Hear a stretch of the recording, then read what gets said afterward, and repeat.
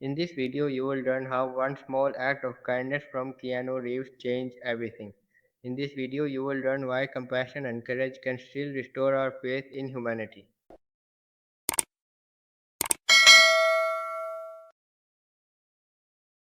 You know, sometimes I come across stories that just stay with me, stories that make me believe again.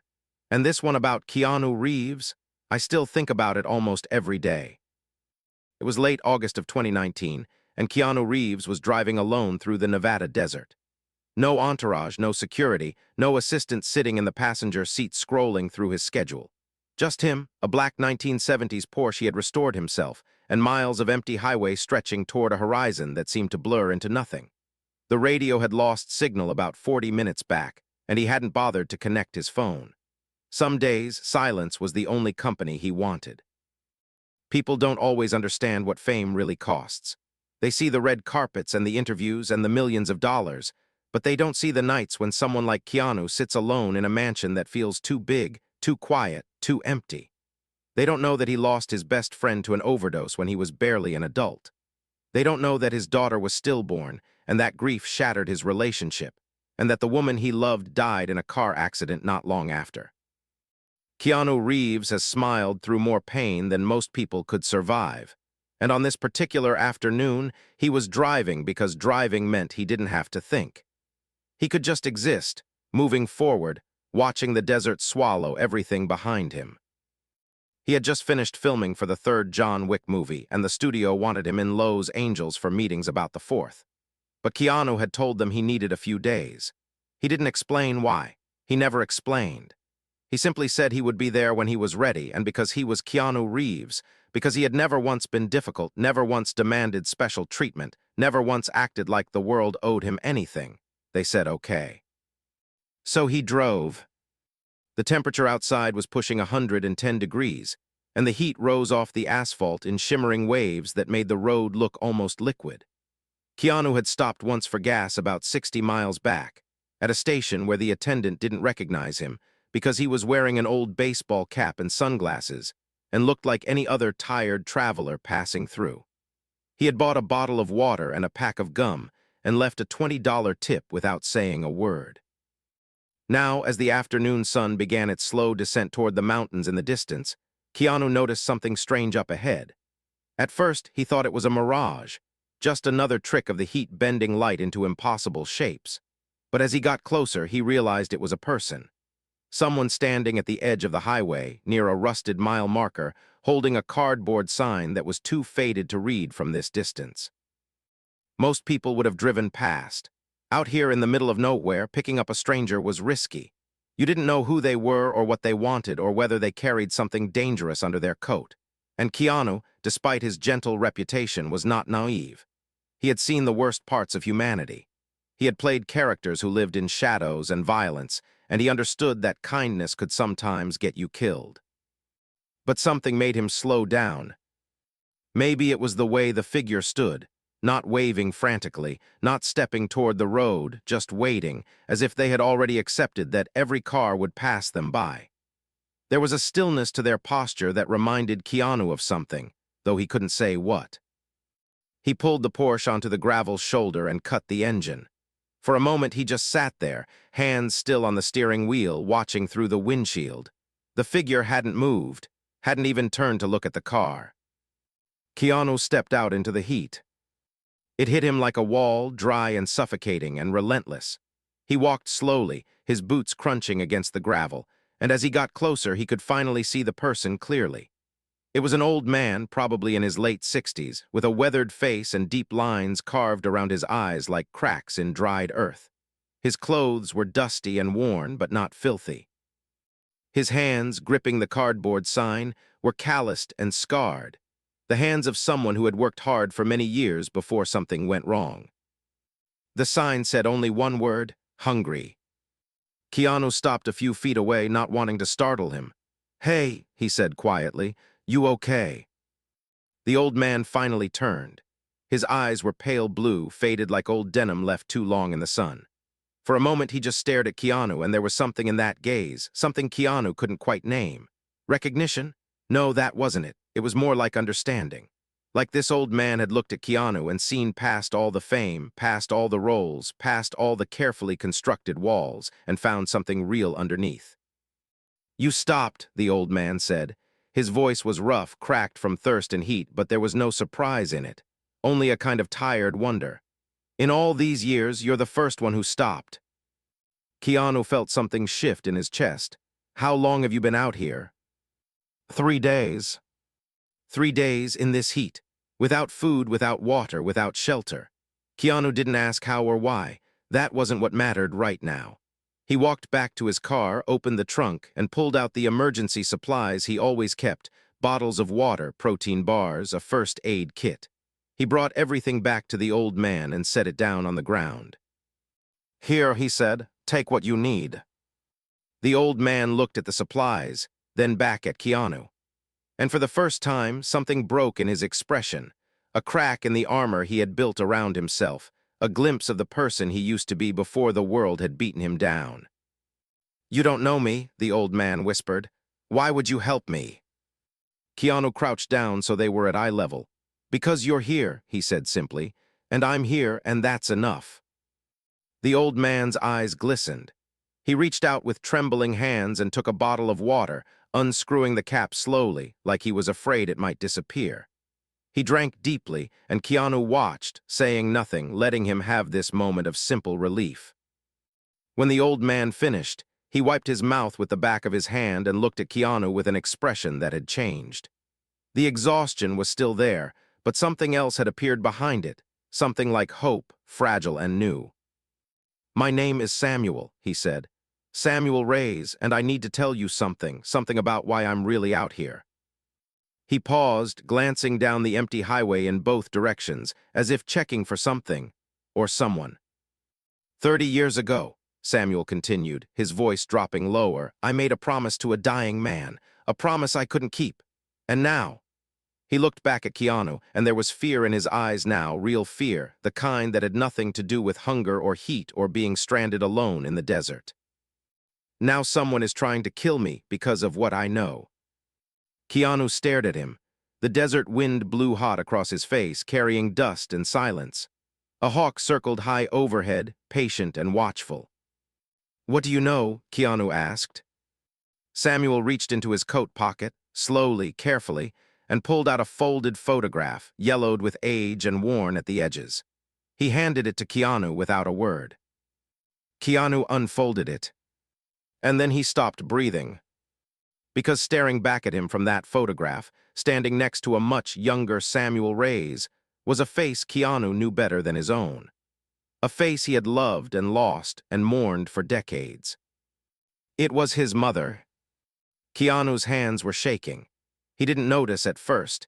He was too focused on the image, on the impossible reality of what he was holding. But then the photograph trembled in his grip, and he realized his whole body had gone cold despite the 100-degree heat pressing down on him from every direction. His mother, young, maybe 25, with dark hair falling past her shoulders and a smile he hadn't seen in decades. She was standing in front of a small house with a red door, her arm around Samuel's shoulder like they were old friends, like they shared something that went deeper than a casual acquaintance. The photograph was dated in faded ink at the bottom corner, June 1967. 2 years before Keanu was born. "Where did you get this?" Keanu's voice came out wrong, too quiet, too strained, like something was pressing against his throat. "How do you know my mother?" Samuel didn't answer right away. He lowered himself slowly onto a large rock near the mile marker, his joints cracking with the effort, and he stared out at the desert like he was looking for the right words somewhere in all that emptiness. The sun was beginning to sink lower now, painting the sky in shades of orange and gold, and the shadows were growing longer around them. "Patricia was the bravest woman I ever knew," Samuel finally said. "And I'm not saying that lightly. I've known soldiers, firefighters, people who risked their lives every day. But your mother, she had a different kind of courage. The kind that doesn't announce itself. The kind that just shows up when it's needed and does what has to be done, no matter the cost." Keanu walked closer, still clutching the photograph. "You didn't answer my question. How did you know her?" Samuel looked up at him, and for a moment, the fear that had been hiding behind his eyes disappeared. In its place was something softer, something like regret or maybe grief that had never fully healed. "I was in love with her," Samuel said simply. "A long time ago, before she met your father, before everything changed. We grew up in the same neighborhood in Beirut. Did you know that? That your mother spent part of her childhood in Lebanon?" Keanu nodded slowly. His mother had mentioned it sometimes, fragments of stories about a different life, a different world, before she moved to Australia and then to America. But she had never talked about it in detail. There were always gaps in her history, silences that Keanu had learned not to question. "We were 16 when we met," Samuel continued. "She was working in her uncle's fabric shop, and I used to walk past every day just to see her through the window. It took me 3 months to find the courage to talk to her, and when I finally did, she laughed at me. Not cruelly, just surprised that I had been watching her all that time without saying anything. She told me I was either very patient or very foolish." He smiled faintly at the memory. "I told her I was probably both." Keanu sat down on the gravel across from Samuel, the photograph still in his hands. The desert wind had died down, and the silence between them felt heavy, filled with things not yet spoken. "What happened?" Keanu asked. Samuel's smile faded. "Life happened. Her family moved to Australia when she was 18. I stayed behind because I had responsibilities. My father was sick. My younger brothers needed someone to take care of them. Patricia and I wrote letters for a while, but eventually the letters stopped coming. I assumed she had moved on, found someone new, built a life that didn't include me, and I tried to do the same." He paused, rubbing his hands together like he was trying to warm them, even though the air was still thick with heat. "But then, in 1967, she came back, just for a few weeks to visit old friends and settle some business with her uncle's estate. That's when the photograph was taken. That's when she told me about the trouble she was in." Keanu felt his chest tighten. "What kind of trouble?" Samuel met his eyes, and there was no hesitation now, only the weight of a truth he had carried for too long. "Your mother witnessed something she wasn't supposed to see. Something involving powerful people, people who had connections to governments, to organized crime, to things that ordinary citizens never hear about. She was in the wrong place at the wrong time, and because of that, she spent the rest of her life looking over her shoulder." Keanu's mind was racing. His mother had always been protective, sometimes overly so. She had moved them constantly when he was young, from city to city, country to country, never staying in one place long enough to put down roots. He had always assumed it was because of her work as a costume designer, always chasing the next job. But now, sitting in this desert with a stranger who had loved her before Keanu even existed, he wondered if there had been another reason, a darker reason. "What did she see?" Keanu asked, his voice barely above a whisper. Samuel shook his head. "She never told me the details. She said it was safer that way for both of us. But she gave me something, a package sealed with wax with instructions never to open it unless something happened to her." He reached into his coat again and pulled out an old leather pouch cracked and faded with age. "I kept my promise. For over 50 years, I kept it sealed. But 3 weeks ago, someone broke into my apartment in Reno. They tore the place apart looking for something. I barely escaped with my life." He held the pouch out toward Keanu, his hands trembling slightly. "They're still looking for me. I don't know how they found out I had it or who told them, but they won't stop until they get what's inside. And I—" His voice cracked and he looked away, blinking rapidly. "I'm tired, son. I'm too old to keep running, so I came out here to the middle of nowhere hoping they wouldn't find me, hoping someone, anyone, would stop and help me figure out what to do." Keanu stared at the leather pouch. It was small, no bigger than a paperback book, and the wax seal on the front was still intact, faded but unbroken. His mother's handwriting was barely visible on the outside, spelling out a single word: protection. "You were waiting for me," Keanu said slowly. "Weren't you? This wasn't random." Samuel hesitated, then nodded. "I saw you in a magazine a few years ago. The resemblance to Patricia was unmistakable. I spent months trying to find out more about you, about your life, about whether you were someone who could be trusted with this. And everything I found told me the same thing. You're a good man, Keanu. A kind man. The kind of man your mother would have been proud of." He pushed the pouch closer. "She wanted you to have this. I'm certain of it now. Whatever is inside, she meant for it to reach you someday. I was just the one meant to carry it until the time was right. Keanu took the pouch slowly, feeling its weight in his hands. It wasn't heavy, maybe a few ounces at most, but it felt like it contained the gravity of decades, of secrets and silences and things his mother had never been able to say. "Why now?" Keanu asked. "Why is someone coming after this now after all these years?" Before Samuel could answer, a sound cut through the desert stillness. The low rumble of an engine, still distant but growing closer. Both men turned to look down the highway, where a dark SUV had appeared on the horizon, moving fast, kicking up a trail of dust behind it. Samuel's face went pale. "They found me," he whispered. "God help us, they found me." Keanu stood up quickly, his instincts taking over. "Get in the car, now."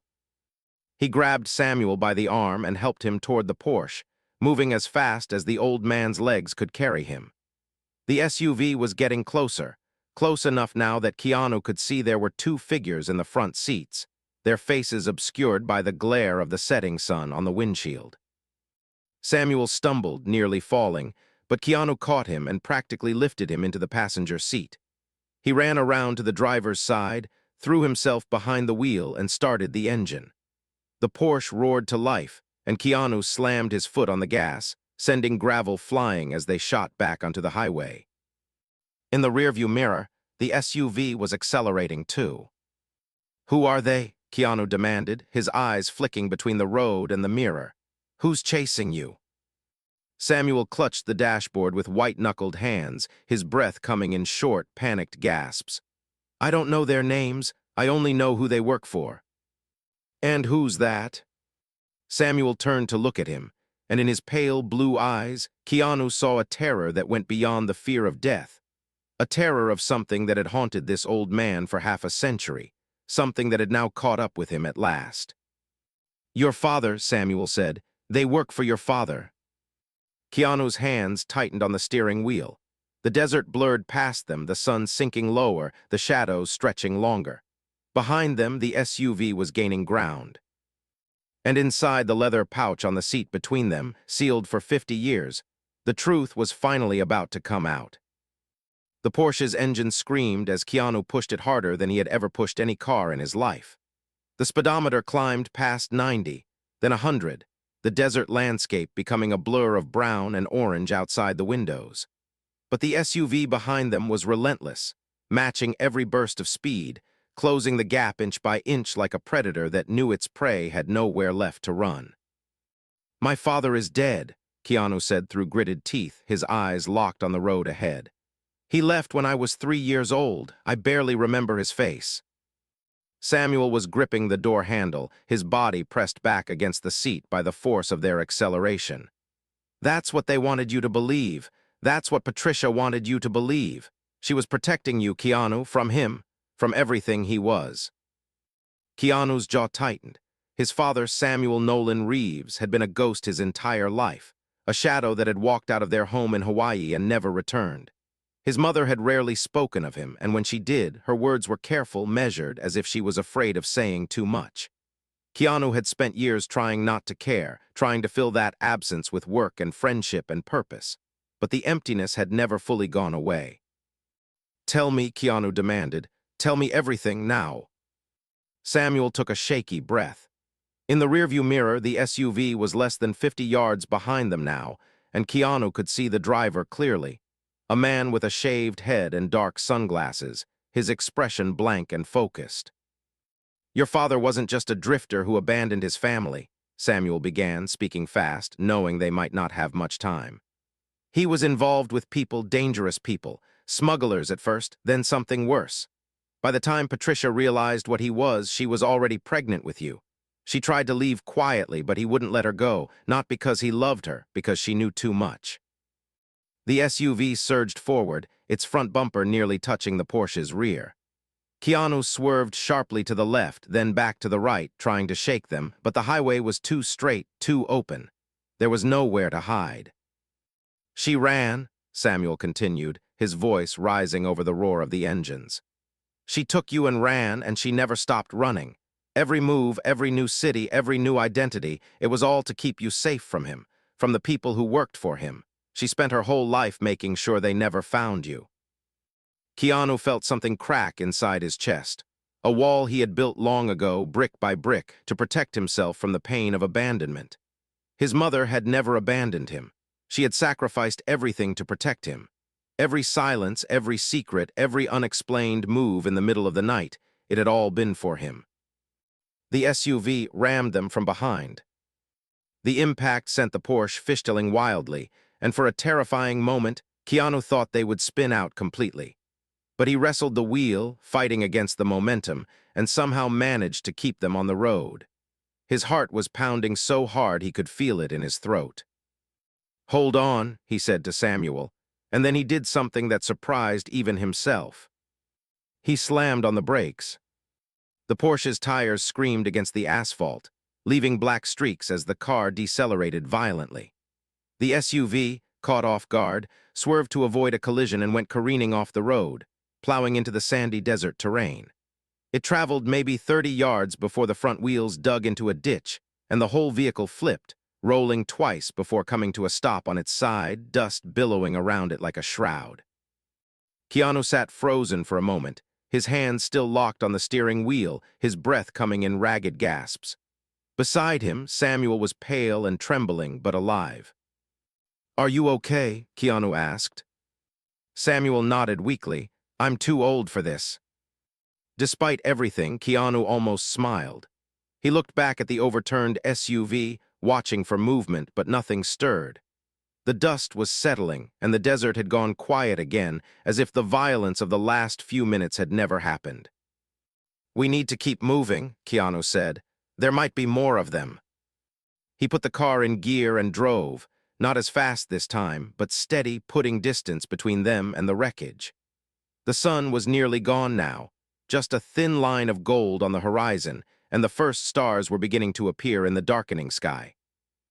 They found a motel about 40 miles down the road, a small, forgotten place called the Desert Rose Inn, with a flickering neon sign and a parking lot empty except for a single pickup truck. Keanu paid for a room in cash, using a name that wasn't his own, and helped Samuel inside. The room was modest but clean. 2 beds with faded floral bedspreads, a small television that looked like it hadn't been turned on in years, and a window that overlooked nothing but sand and darkness. Keanu locked the door, drew the curtains, and finally allowed himself to breathe. Samuel collapsed onto one of the beds, exhausted. Keanu sat on the other, the leather pouch still in his hands. He had been carrying it since they fled, clutching it like a lifeline, but he hadn't opened it yet. Part of him was afraid of what he might find inside. "You said you made a promise to a dying man," Keanu said quietly. "Who was he?" Samuel closed his eyes. His name was Thomas Wren. He was a journalist, a good one. He spent years investigating your father's organization, gathering evidence, building a case that could have brought the whole thing down. But before he could publish anything, they got to him. He opened his eyes and looked at Keanu. "I was with him when he died, shot twice in the chest, bleeding out in an alley in Mexico City. He gave me that pouch and told me to find Patricia, to give it to her, to tell her that the truth was finally within reach. But by the time I got back to the States, she had already disappeared again. Moved to Canada with you, changed her name, vanished like smoke." Keanu stared at the pouch. "So you've been carrying this for 30 years, waiting." "Waiting for the right moment, waiting for someone I could trust." Samuel's voice broke slightly. "And then 3 weeks ago, I saw a news story about your father. He's dying, Keanu, cancer. The doctors say he has less than a month, and suddenly, after all these decades of silence, his people started coming out of the shadows, looking for loose ends, looking for anything that might expose him before he's gone." Keanu felt the weight of it all pressing down on him. The decades of secrets, the lives destroyed, the mother who had loved him enough to carry this burden alone. "They're trying to protect his legacy," Keanu said. "What legacy?" Samuel replied bitterly. "The legacy of a man who ruined lives, who let his own wife and son believe he was dead so he could keep doing terrible things without consequence. He doesn't deserve a legacy. He deserves the truth." Keanu looked down at the pouch again. His mother's handwriting. Protection. Not just protection for herself, he realized now, but protection for him. a shield she had been building his entire life, waiting for the day when he would be strong enough to face what was inside. He broke the seal. Inside the leather pouch was a single envelope, yellowed with age, and a small brass key. The envelope was addressed to him, to Keanu in his mother's handwriting. His fingers trembled as he opened it and unfolded the letter inside. My dearest boy, if you're reading this, then the time has finally come. I'm so sorry for all the secrets, for all the things I could never explain. I wanted to tell you everything so many times, but I was afraid. Afraid that the truth would put you in danger, afraid that it would change the way you saw me, afraid that you would carry the same weight I've carried for so long.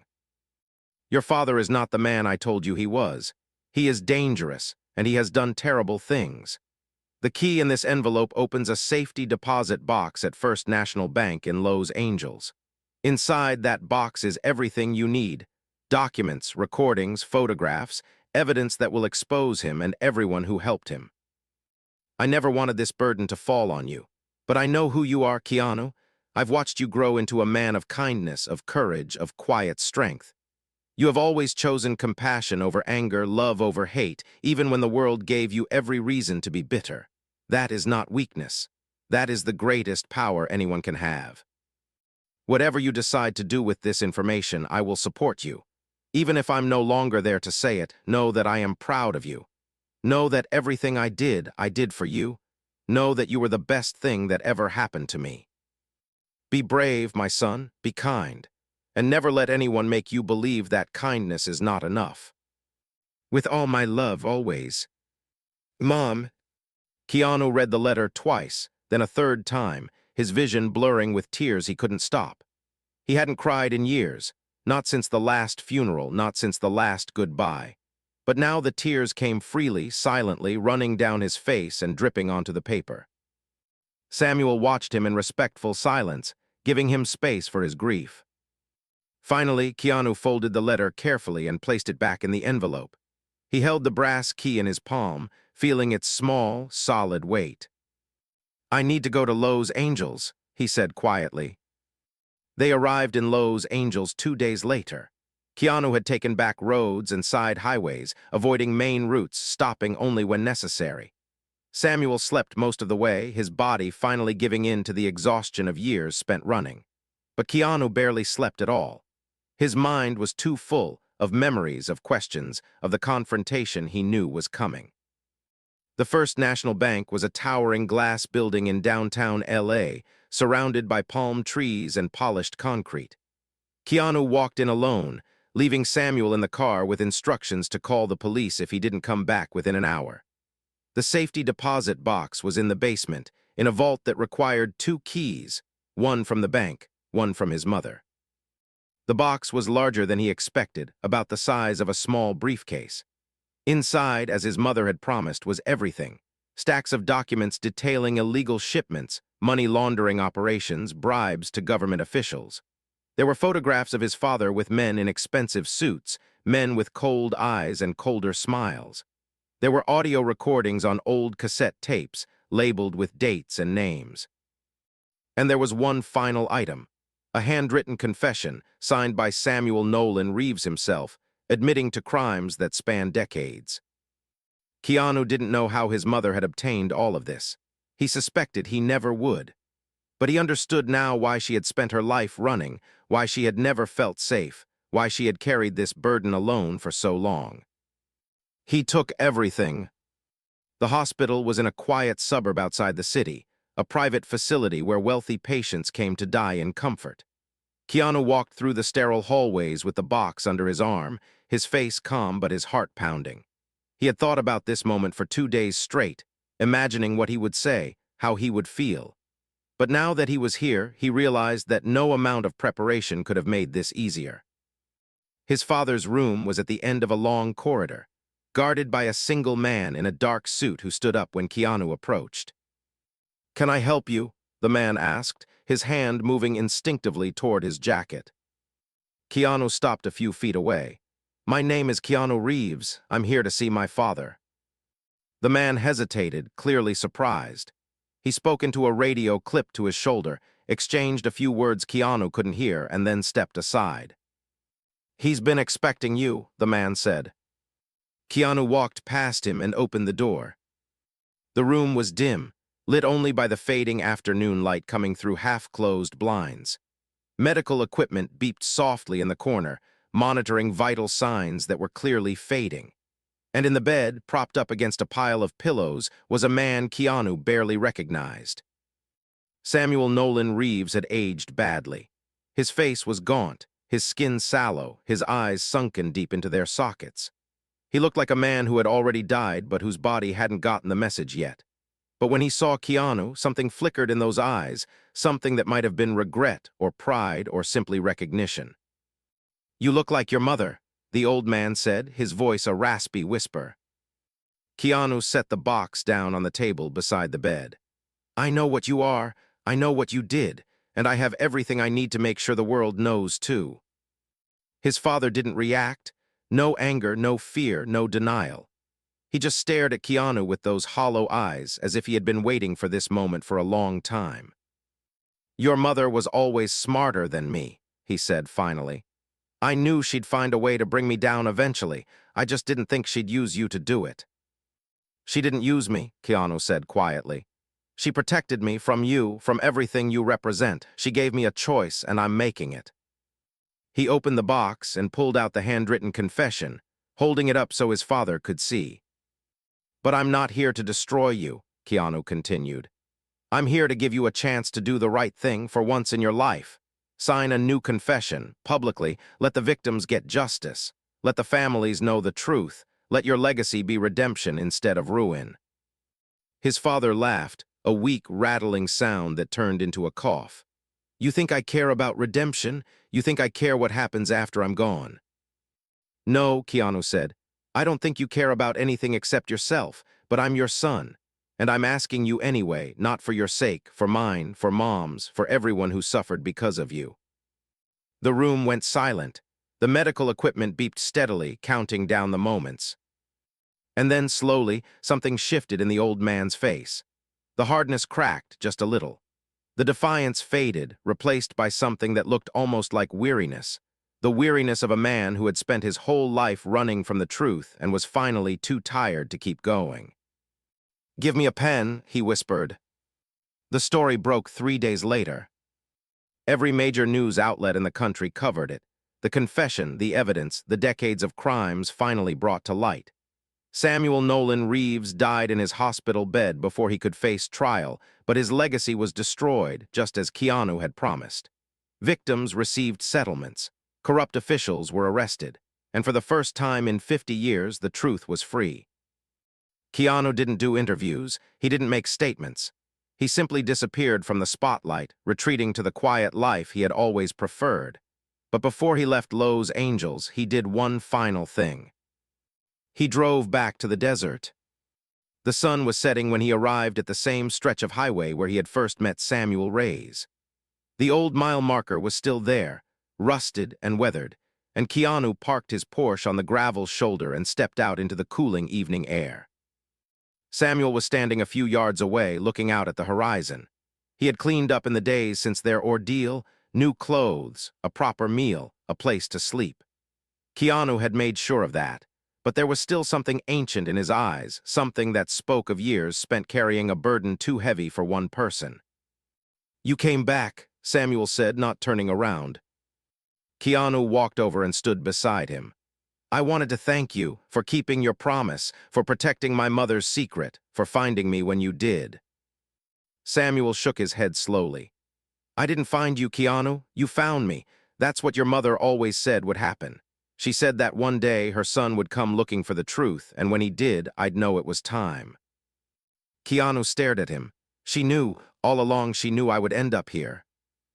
"She knew who you were," Samuel said simply. "Not the actor, not the celebrity, the person underneath. She knew you had her courage, her kindness, her stubborn refusal to look away from people in pain. She used to tell me that you were her greatest accomplishment, not because of anything you achieved, but because of who you became." Keanu felt the tears threatening to return, but this time he didn't fight them. He let them come, let them fall, let himself grieve for the mother he had lost. and the truth he had finally found.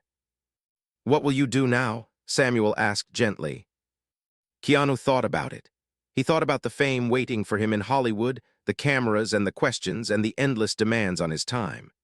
He thought about the loneliness of the big empty house, the silence that pressed in on him at night. And he thought about the photograph, his mother, young and smiling, standing in front of a small house with a red door, her arm around the shoulder of a man who had loved her. "I don't know," he said honestly, "but I think I want to build something real, something that helps people who don't have anyone else." Samuel smiled, a real smile this time, warm and full of something that looked like hope. "Your mother would have liked that." They stood together in silence as the sun sank below the mountains, and the stars began to appear one by one, scattered across the vast desert sky. The highway stretched out before them, empty and endless, leading toward a future that neither of them could see but both of them finally believed in. Keanu thought about everything that had happened, the stranger by the roadside, the chase through the desert, the letter from his mother, the confrontation with his dying father. It had all started with a simple decision, to stop when everyone else drove past, to offer help when it would have been easier to keep going. And in the end, that simple act of kindness had changed everything. Not just for Samuel, not just for the victims who finally received justice, but for Keanu himself. He had spent years searching for meaning, for connection, for something to fill the spaces left behind by loss. And now, standing in the desert with the wind on his face and the stars overhead, he realized that the answer had been there all along. Kindness, compassion, the willingness to see the humanity in every person, no matter who they were or where they came from. These were not weaknesses. They were the strongest things in the world, strong enough to break through decades of secrets, strong enough to bring down an empire of lies, strong enough to heal wounds that had been open for a lifetime. His mother had known that. She had lived it every day of her life. And now, finally, Keanu understood. He reached into his pocket and pulled out the photograph one last time. His mother smiled up at him, frozen in a moment of happiness from half a century ago. He pressed the image to his heart, closed his eyes, and made a silent promise. "I'll make you proud, Mom. I'll keep being kind. I'll keep stopping for the people everyone else drives past, and I'll never forget what you taught me." When he opened his eyes, the first light of a new day was beginning to glow on the horizon. It was time to go home,